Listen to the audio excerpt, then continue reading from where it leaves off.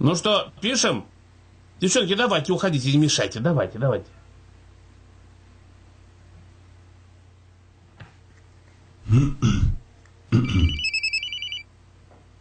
Алло. Да, одну минуточку, сейчас. Одну минуточку.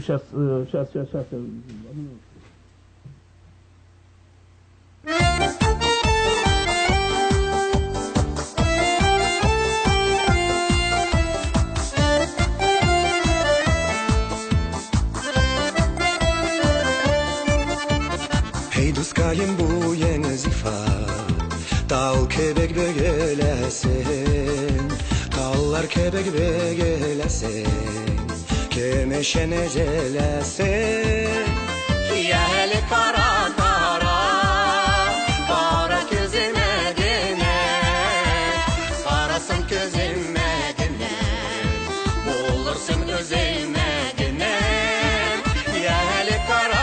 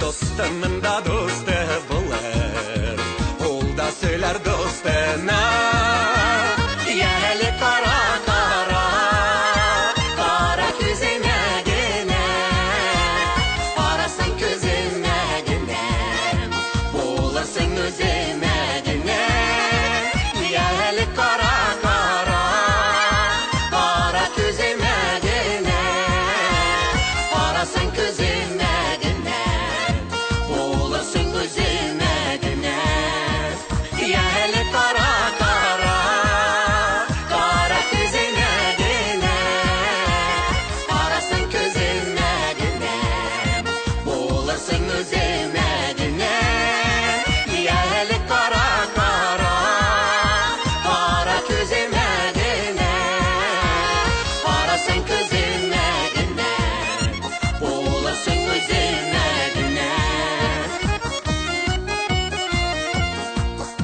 Bulursun özüme güne Bulursun özüme güne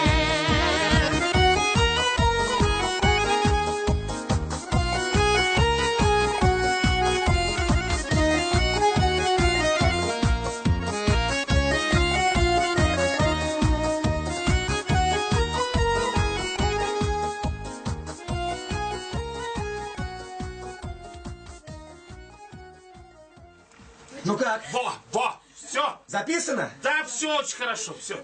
Может, еще разок? Ну, Давайте вот. еще разок. Мне так понравилось.